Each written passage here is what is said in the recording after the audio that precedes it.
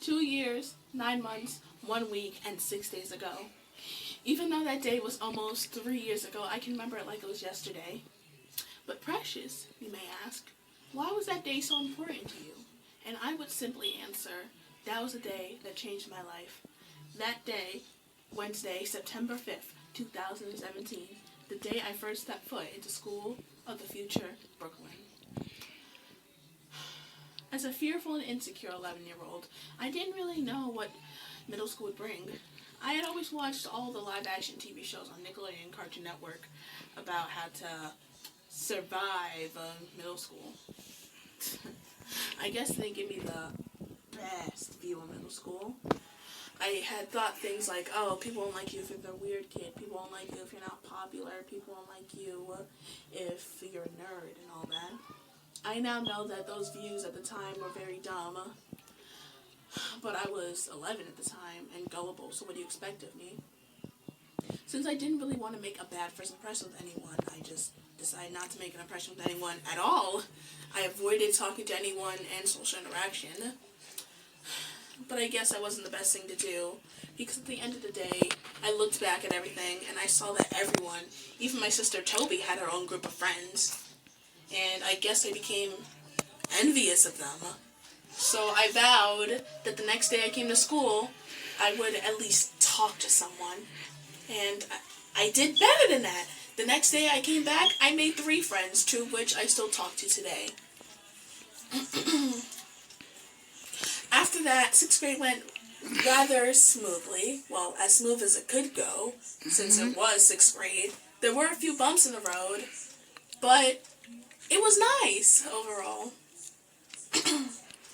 7th grade, on the other hand, had to be my worst year overall. There were so many changes that I had to adjust to. We didn't have any more power hour. Every Wednesday was now a half day. We had new teachers. And we had a new uniform to wear on Wednesday. And the most drastic change of all was that we had a new principal, Principal Burnside.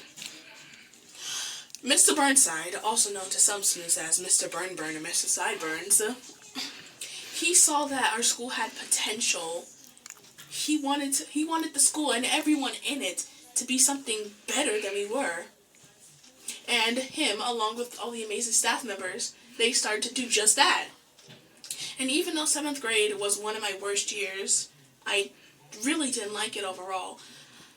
I still was motivated to be better, because seeing my school and everyone around me develop and progress made me want to progress. It made me not want to be the normal Precious Ocean Withers-Stevens, but Precious Ocean Withers-Stevens the scientist, or Precious Ocean Withers-Stevens the mathematician. It made me want to be better.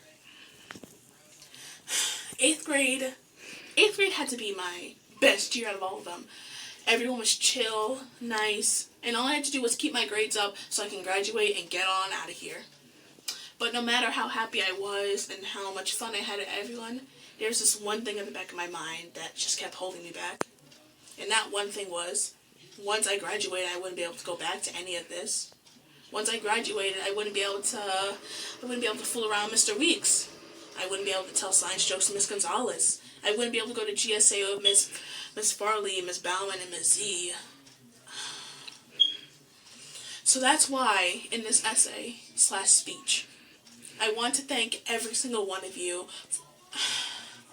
I firstly want to thank Mr. Burnside for motivating me to be the best possible me. I want to thank Ms. Z for making me think more about ELA, for making me know that it's more than just books, that ELA in English can affect people. I want to thank Miss Farley for making me love math even more than I already do. I want to thank Miss Gonzalez for showing me that science is everywhere and it can explain everything in the world. I want to thank Miss Bauman for helping me be able to express myself through art and drawing. I want to thank Mr. Carl for being one of the most chill teachers I ever had.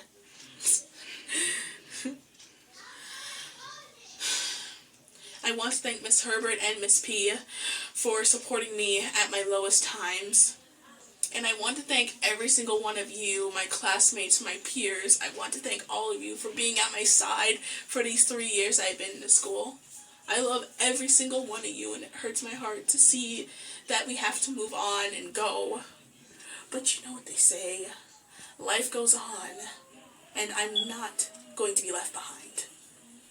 Class of 2020, we finally did it. Look at us, we grew.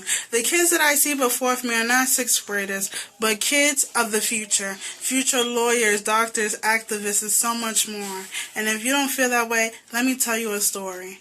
When I was in elementary school, I was a very shy, quiet, unconfident person, and it affected my learning, especially math. I hated math. It was so confusing. Me and my older sister would stay up to 12 o'clock at night just to finish a front-to-back sheet of math homework. Can you imagine that? I was a slow learner. I didn't catch on as quickly as others, so I got an IEP. I didn't really raise my hand a lot in class, so whatever grade I got, it is what it was.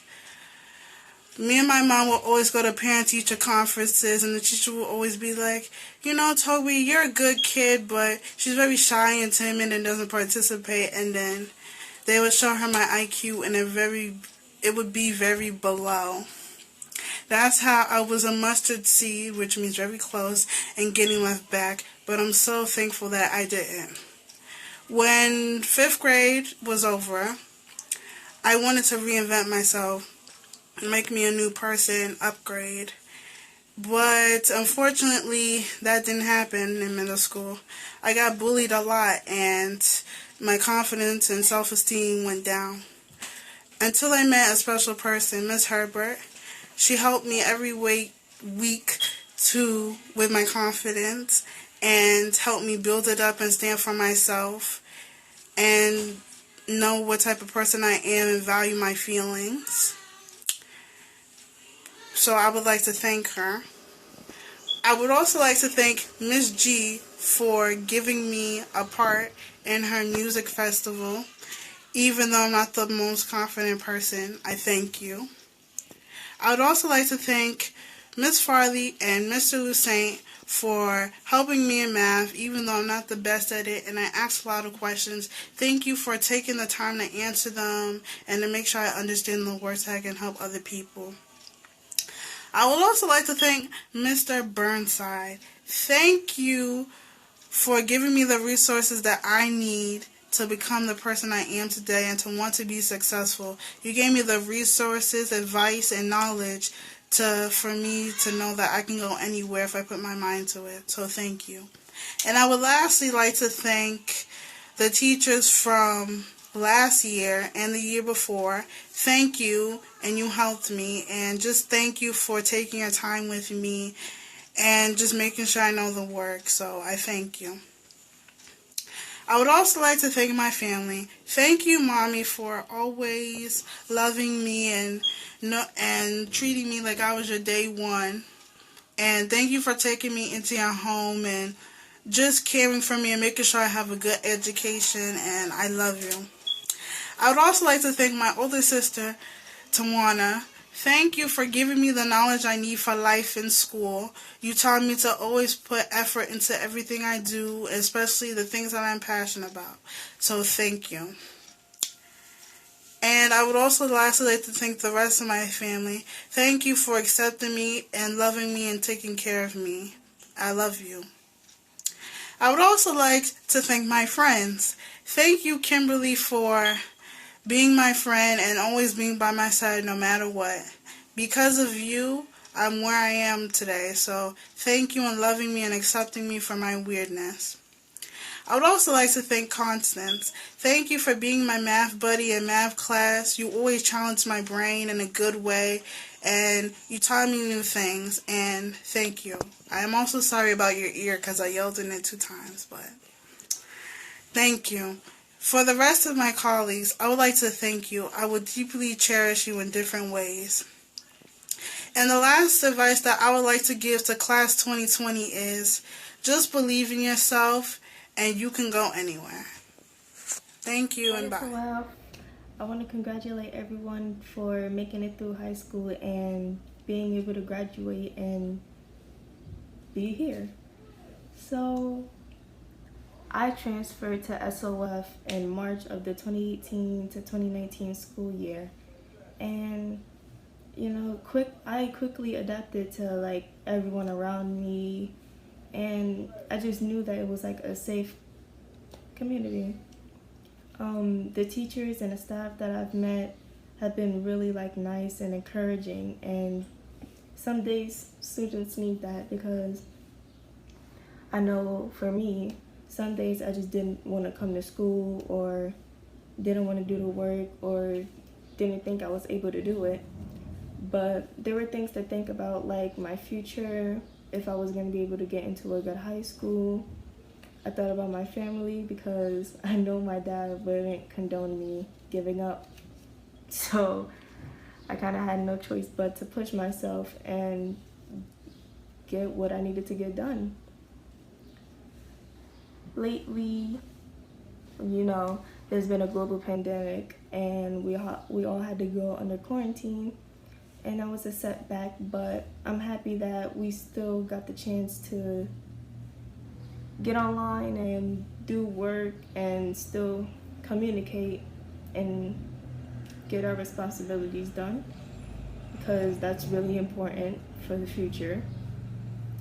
And also, there's been a spotlight on the Black Lives Matter movement, and I feel like us graduating really shows that African Americans can really achieve amazing things if we just put our minds to it. And